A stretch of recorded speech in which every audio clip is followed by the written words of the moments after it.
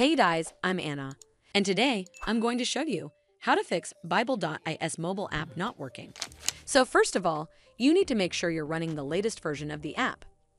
Open up App Store on your device, and then tap on this search icon in the bottom right corner. Then search for the Bible.is app, and if you see this update button right next to the app name, simply tap on it to make sure you're running the latest version of the app. But if you still encounter this issue, then you need to clear App Cache. Go to your device settings and then scroll all the way down to General and tap on it. Then tap on iPhone Storage.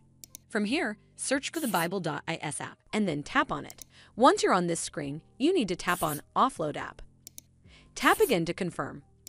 It'll take a bit for processing, and then a Reinstall button will show up. Simply tap on it to reinstall the app.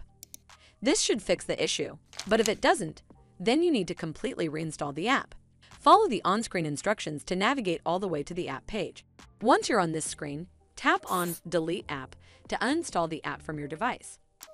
Once uninstalled, you need to open up App Store and then search for the Bible.is app right over here in the search bar, and then click on this Get button to install it back on your device. Hopefully this will fix the issue, and if it did, then make sure you give this video a super thanks by clicking on this heart icon to help support the channel, and don't forget to hit that subscribe button. We'll see you in the next one.